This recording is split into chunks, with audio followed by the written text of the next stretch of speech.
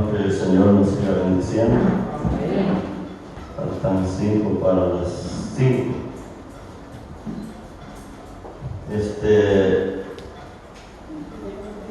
Vamos a orar brevemente, hermanos.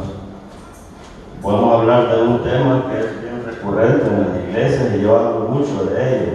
Y cada vez escucho más oposición, más contradicciones a esta doctrina. Y cada vez le pido a Dios más revelación y cada vez añado más detalles y más pruebas de que lo que nosotros creemos y enseñamos es lo correcto. Vamos a hablar de la resurrección y el arrebatamiento y vamos a ver por qué la iglesia de Jesucristo no va a pasar por el periodo de la gran tribulación. Voy a pedir que oren conmigo un momento. Padre, en el nombre de Jesús pedimos tu bendición, tu gracia. Señor, he leído y releído tu palabra un montón de veces. Tengo el logo, como dicen los hermanos, pero necesito el rema, necesito la inspiración, la revelación, la confirmación de tu palabra. En el nombre de Jesús, que mis hermanos sean edificados y confirmados con esta palabra. Y todas aquellas personas que la escuchan, seamos edificados para la gloria de tu nombre. Amén. Mis hermanos, les voy a pedir que abran su Biblia en el capítulo 24 de Mateo, por favor. Les digo, les repito el tema: la resurrección y el arrebatamiento. Por si no lo sabían, hermanos, hay 2 resurrecciones. Habrá 2 resurrecciones, una de justos y una de injustos. He estado escuchando un montón de enseñanzas en las redes sociales y hay una oposición del diablo. Como el tiempo se acerca, como el tiempo se acaba, como los misterios, según va pasando el tiempo, los misterios se van aclarando, los enigmas se van descifrando. Dios nos va revelando, nos va dando una comprensión mayor de los misterios escritos en su palabra. El diablo también está buscando gente con argumentos sofisticados para confundir. Y hay un hombre, es pastor, y tiene argumentos y confunde a mucha gente. Él dice que el arrebatamiento de la iglesia de Jesucristo es una doctrina inventada por J.A. y que solo le enseñaba. Yo alego con ellos. Yo les digo, esta doctrina, si es un invento, la inventó Pablo. Y yo también enseño eso, no solo J.A. Entonces vamos a ver, hermanos, por qué la iglesia no pasará la gran tribulación. Créanme, hermanos, que he tratado de resumir lo más que pueda y he borrado, he botado páginas una y otra y lo vuelvo a escribir para hacerlo más conciso que esto. Pero espero en Dios que sea de bendición. Capítulo 24 de Mateo, del 3 en delante. O voy a leer desde el 1 para que no nos confundamos. Lo leo. Perdón, hermanos, se me olvida los principios. Vamos a decir: hoy aprenderé la palabra de Dios, viviré la palabra de Dios, y enseñaré esta palabra a otros. Compartiré esta enseñanza con otros. Amén. 24. Cuando Jesús salió del templo y se iba, se acercaron sus discípulos para mostrarle los edificios del templo. Respondiendo él les dijo: ¿veis todo esto? De cierto os digo que no quedará aquí piedra sobre piedra que no sea derribada. Y estando él sentado en el monte de los olivos, los discípulos se le acercaron aparte diciendo: dinos, ¿cuándo serán estas cosas y qué señal habrá de tu venida y del fin del siglo? Con el fin del siglo querían decir el final de los tiempos. Respondiendo Jesús les dijo: mirad que nadie os engañe, porque vendrán muchos en mi nombre diciendo: yo soy el Cristo, y a muchos engañarán, etcétera, etcétera. Vamos a quedarnos ahí, hermano. He querido leer este capítulo 24 del Evangelio de Mateo porque es aquí donde se agarran las personas que son detractores de la doctrina del arrebatamiento selectivo. porque el arrebatamiento selectivo es solo para los cristianos. Pero ellos dicen que, ¿cómo puede ser? Mucha gente, entre ellos cierto sector de los zapatistas, dicen que habrá una sola resurrección. Y muchos sostienen, yo hace cierto tiempo todavía creía que la iglesia sí iba a pasar por la gran tribulación, por lo que está escrito en este capítulo 24 del Evangelio de Mateo. Pero vamos a ir por partes. En primer lugar, hermanos, debemos saber que los cristianos, entre ellos los tesalonicenses y los corintios, no creían en la resurrección. Nosotros podemos ver cómo en el libro de los Hechos, capítulo 24, versículo 15, Pablo estaba siendo juzgado, lo agarraron. Este alborota la ciudad, este enseña cosas que no nos es permitido saber. Y cuando Pablo vio que había saduceos entre los acusadores y fariseos, no hay idea. Yo soy juzgado porque predico la resurrección de los muertos. Fue astuto. Los fariseos creían en eso, pero los saduceos no. Entonces se pelearon entre ellos, sacó ventaja al hombre. También en el capítulo 17, versículo 20, cuando Pablo estaba en Atenas, nuestro pastor ha predicado muy bonito sobre eso, capítulo 17 de hecho, que Pablo estaba en Atenas y su espíritu se enardecía en medio de la ciudad sumergida en la idolatría. Y se puso a predicar acerca de la resurrección. Y los filósofos, hombres inteligentes, hombres intelectuales, ¿y qué es esto que dice este hombre? Porque trae a nuestros oídos cosas nuevas que no entendemos. Y lo llamaron aparte, lo llevaron al Areópago, que era una especie de anfiteatro cerca de los mercados, donde había unos graderíos. Y allí le dijeron, ¿qué quiere decir todo esto? Porque ellos, toda la gente, para que tengan idea, lo que es el mar Mediterráneo, al norte de África, al oriente, al poniente de Israel, toda esa tierra de Palestina, y al sur de Europa, toda esa zona del mar Mediterráneo, que antes se llamaba el mar Grande, no creían en la resurrección. Para ellos era locura. Por eso Pablo en la primera carta a los Corintios le dicen que eso es una locura. Para uno es locura la palabra de la resurrección. No creían en eso. Por eso, hoy sí, vamos a la primera carta a los Tesalonicenses 4. Ya lo sabemos, pero vamos a hacer un medio repaso. 4, 13 al 17, primera Tesalonicenses. Por eso es que Pablo les dice, tampoco queremos, hermanos, que ignoréis acerca de los que duermen. Los tesalonicenses, los corintios, todo eso, los colosenses, eran de esa zona del Mediterráneo. Ellos no creían en la resurrección. Y les dice, tampoco queremos, hermanos, porque se les habían muerto unos familiares a algunos hermanos de Tesalónica. Y estaban tristes que ya nunca los iban a volver a ver. Dice, tampoco queremos, hermanos, que ignoréis acerca de los que duermen, para que no os entristezcáis como nosotros, que no tienen esperanza, porque toda la gente pensaba que ahí moriría todo. Porque si creemos que Jesús murió y resucitó, así también traerá Dios con Jesús a los que durmieron en él, o sea, los cristianos convertidos al cristianismo. Por lo cual os decimos esto en palabra del Señor, que nosotros que vivimos, que habremos quedado hasta la venida del Señor, no precederemos a los que durmieron. O sea, no nos vamos a adelantar, no vamos a ser arrebatados antes que ellos. Y sigue, porque el Señor mismo, con voz de mano, con voz de arcángel y con trompeta de Dios, descenderá del cielo, no en una nube, claro, y los muertos en Cristo resucitarán primero.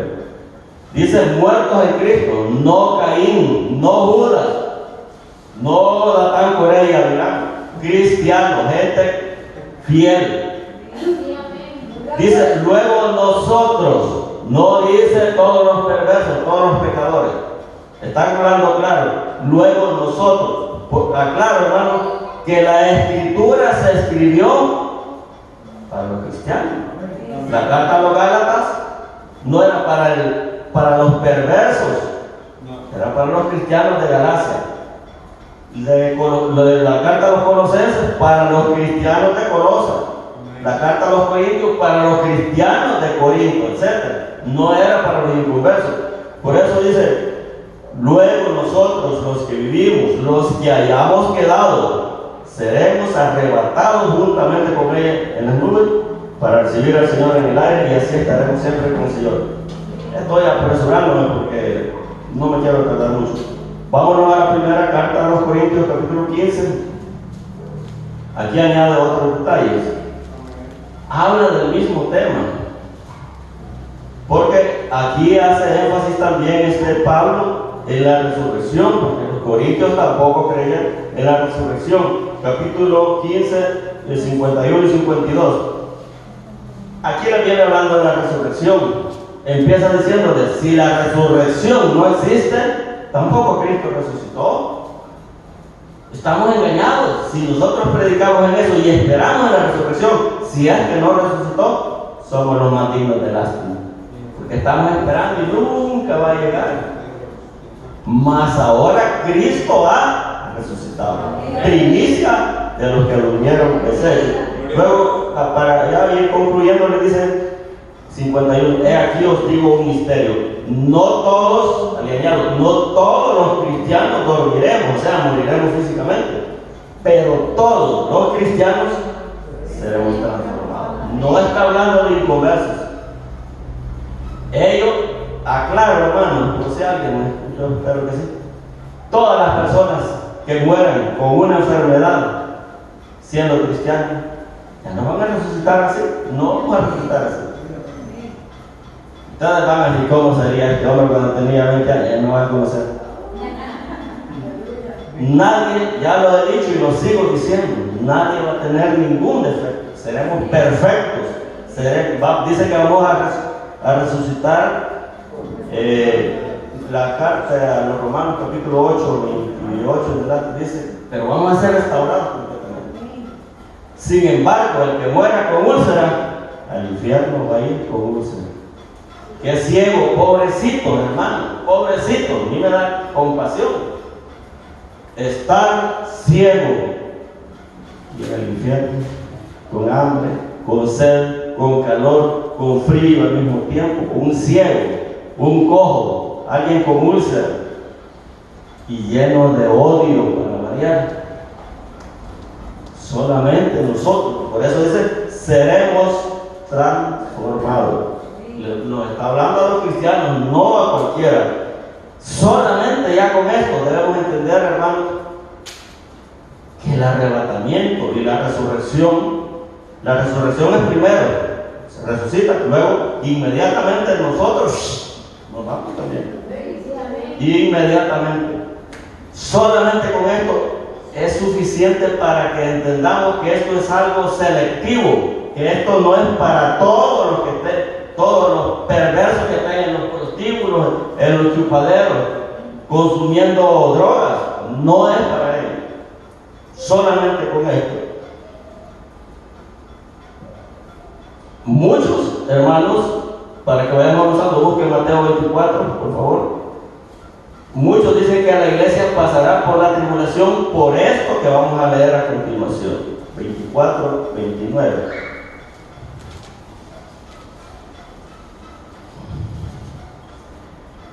Fíjense, hermano, que este capítulo 24 lo he leído como 500 veces, pidiéndole a Dios que me dé el discernimiento. Lo que sucede es que aquí Jesús le dijo: ¿qué pasará esto y esto y esto y esto? Y les dijo todos los detalles del final de los siglos. Pero no les dijo: en este versículo dice esto, en esto es para esto, en esto es para esto. Por eso dijo Jesús: escudriñen las escrituras. A mí me da risa, de veras me da risa. Miren, hermano, los perros parecen un basurero, ellos meten la nariz para ver qué hay. Los cerdos no digamos. No quiero compararnos con los cristianos, pero así debemos hacer, hermano. Rebuscar a ver qué hay. Se los he dicho y no les miento, hermano, delante de Dios. Cada vez que busco esto, si yo tengo escritos en cuadernos, lo vuelvo vuelvo a escribir y veo otras cosas porque hay otras cosas que no había discernido. Pero gracias a Dios que ya por la oportunidad Dios me permitió discernir otras cosas. Versículo 29. E inmediatamente después de la tribulación de aquellos días, el sol se oscurecerá y la luna no dará su resplandor, etc. 30. Entonces aparecerá la señal del Hijo del Hombre. Hermanos, pero esto está hablando de la segunda venida, que es cuando Cristo vendrá a reclamar su trono, a reclamar su señorío sobre todas las naciones, a reinar sobre Jerusalén. Ya vamos a ver cuántos misterios, cuántos eventos, cuántas doctrinas hay implícitos, aunque no explícitos, o sea, no explicados de manera clara aquí en este capítulo. Entonces, pero si nosotros leemos, ahí podemos confundirlo. Ve, aquí dice que después de la tribulación va a venir el Hijo del Hombre, pero no va a venir por su iglesia, sino que va a venir a reinar. ¿Por qué? ¿Qué dice ahí? Y verán al Hijo del Hombre viniendo sobre el mundo. Esto es lo que dice Apocalipsis 1:7, y todo ojo le verá. Allí le van a ver. Pero ya vamos a dilucidar eso. También capítulo 13:7 de Apocalipsis. Yo se lo voy a leer.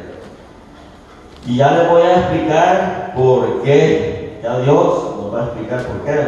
Él es el que nos ha revelado a nosotros. Capítulo 13:7 de Apocalipsis. Aquí habla del anticristo, de la bestia apocalíptica, el cuerno pequeño, como lo dijo Daniel, como se le reveló a Daniel, un cuerno pequeño, la figura de un cuerno pequeño. 13, lo voy a leer desde el 5. También se le dio boca que hablaba grandes cosas y blasfemias, y se le dio autoridad para actuar 42 meses, son 3 años y medio. Y abrió su boca en blasfemias contra Dios para blasfemar de su nombre, de su tabernáculo y de los que moran en el cielo. Si usted ve ahí concordancia, referencia a Daniel. Y se le permitió hacer guerra contra los santos y vencerlos. Dice, pero aquí habla de los santos. Le voy a decir una cosa, hermano. Nosotros somos los santos de Dios. Nosotros somos los santos de Dios. Y no hay diablo que me pueda probar que no es así. Entonces, ¿por qué yo digo que no es así? Que no va a ser, el anticristo no va a tratar con nosotros. Hay una doctrina que yo no la manejo, pero más o menos tengo entendido, de 70 semanas, no sé si han oído hablar de eso, 70 semanas proféticas. Pues de esas 70 semanas proféticas han acontecido 69. Cuando llegó a la semana 69, que son semanas de años, se detuvo el tiempo, o sea, el reloj profético, cronológico, se detuvo, haciendo una pausa. Y ese reloj profético va a seguir en marcha, a cumplir la semana 70. Inmediatamente la iglesia de Jesucristo se vaya y aquí quede la gran tribulación, como mencionamos la vez pasada. ¿Me está entendiendo? Entonces, ¿pero qué tiene que ver eso? Lo que tiene que ver es que, como dije, nosotros somos los santos de Dios. Pero cuando nos vayamos, quiero hacer un paréntesis. Israel está excomulgado de Dios. Si han leído el capítulo 37 de Ezequiel, el valle de los huesos secos, ahí está Israel. No tiene nada que ver con Dios. Previo a la tribulación, Dios tratará con ellos. ¿No menciona Ezequiel? Va a juntar huesos sobre huesos. O sea, los va a reunir. Dice un ejército grande en extremo. Y los va a llenar del Espíritu Santo previo a la tribulación. La tribulación dura 7 años. Unos le llaman tribulación y gran tribulación. 3 años y medio, ahí van a ser llenos del Espíritu Santo.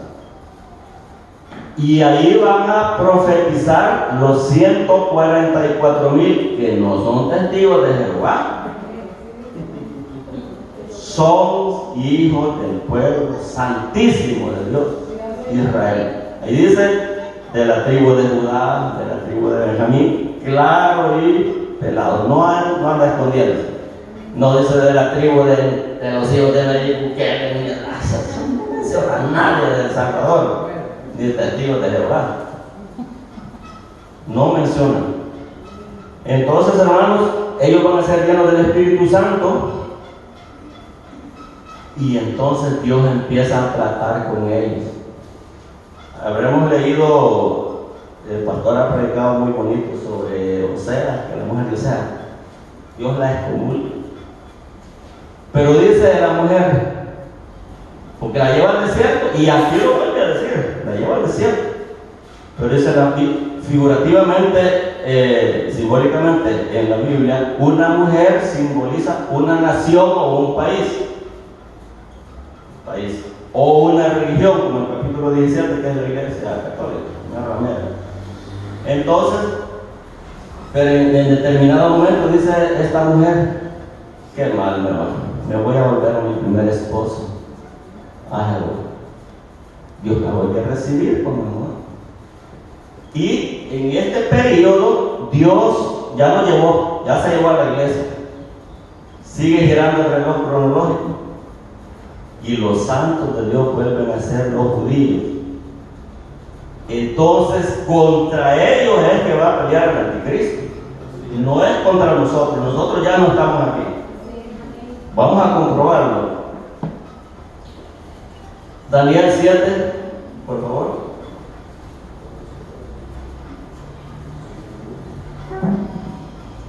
7, 18. Yo se me leo, 7, 18.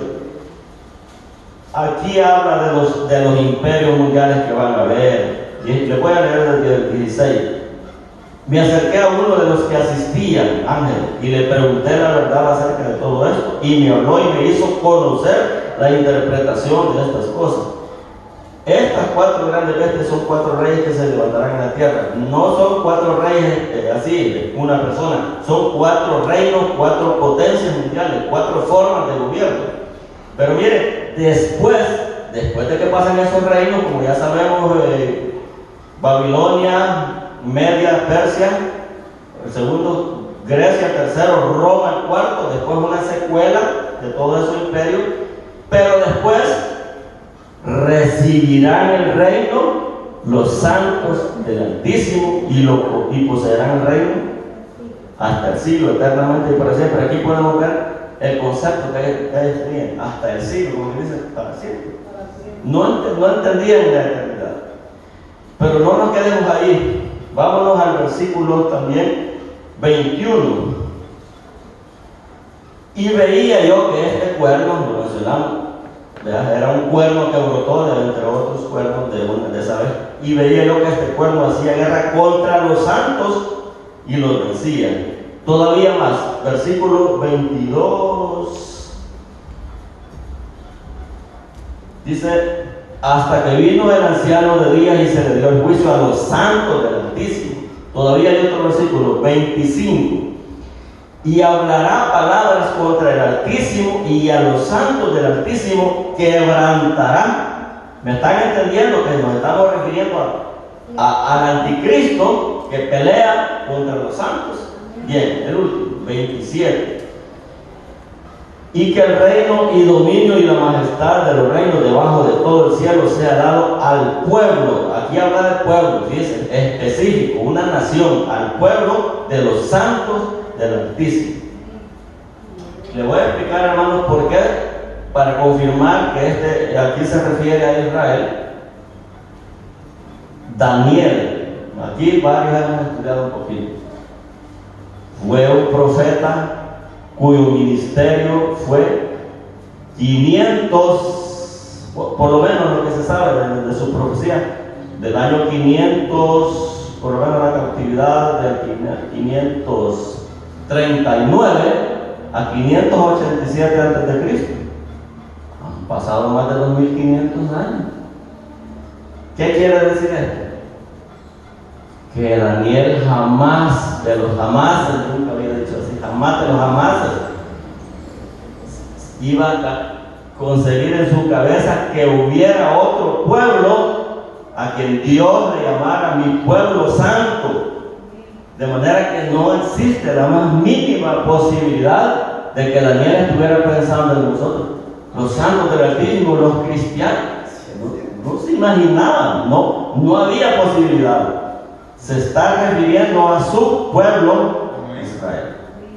Entonces, el anticristo no va a tratar con nosotros, por lo cual no se puede aceptar que la iglesia de Jesucristo pasará por la gran tribulación y sufrirá bajo el yugo del anticristo. Es imposible, no es así.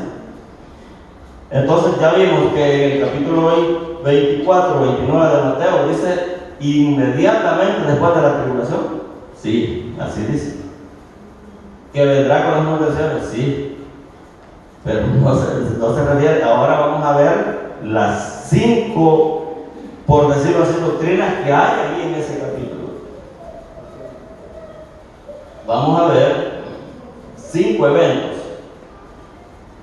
Uno de ellos es el arrebatamiento del 23 al 27. Ahí Mateo 24. Se lo leo. Entonces, si alguno os dijere, mirad, aquí está el Cristo, no le creáis. ¿Por qué? ¿Por qué se refiere esto al arrebatamiento? Porque nadie espera a Cristo excepto nosotros. ¿O usted cree que Maduro de allá está esperando a Cristo?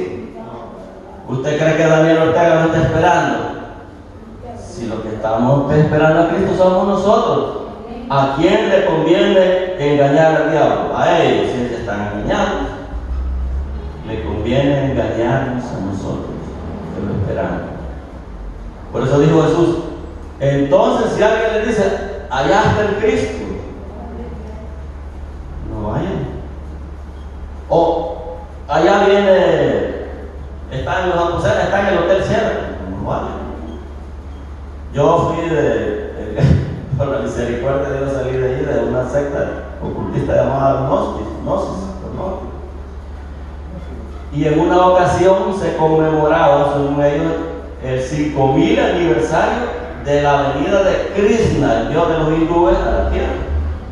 Allá Juan venderme la pata, desde San Jacinto hasta el Escalón, perdido con un pecador, con otro, solo porque quería probar la comida vegetariana. Fresco de tamarindo que aquí hacen. Papas envueltas en como azúcar, por ahí las hacen. Mira, hermano, el supuesto Cristo de él. Pero dice nuestro Señor, si les dicen, allá está el Cristo, no vayan.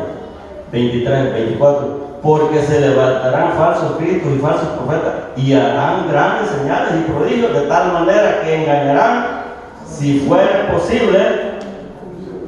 Así que si os dijere, mirad, está en el desierto o en los aposentos, no lo creáis. 27. ¿Por qué?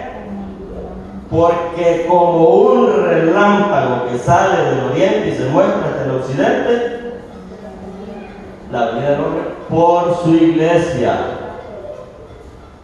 Y el 28, porque donde quiera que estuviera el cuerpo muerto, allí se montarán las águilas.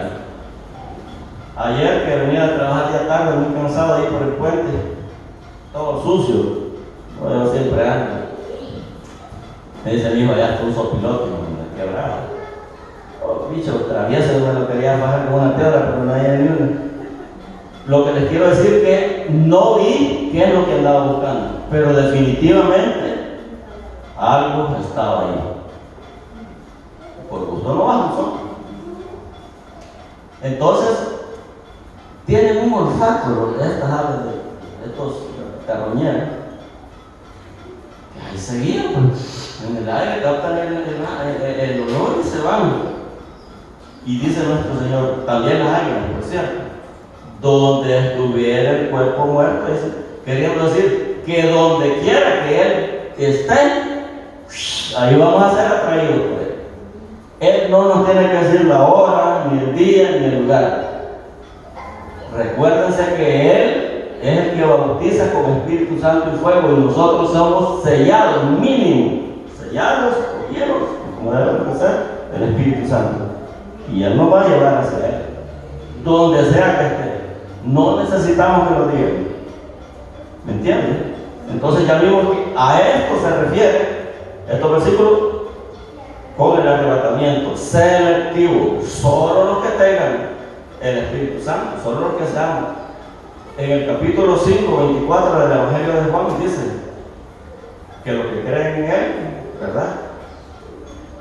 Él lo va a resucitar en la hora postrera. Y en el capítulo 10, en el mismo Evangelio de Juan dice: mis ovejas oyen mi voz y me siguen. Y nosotros la vamos a oír, porque solo los que son pueblos la vamos a escuchar. Entonces vemos que aquí en este capítulo está el evento del arrebatamiento. También está el de la tribulación, versículo 29.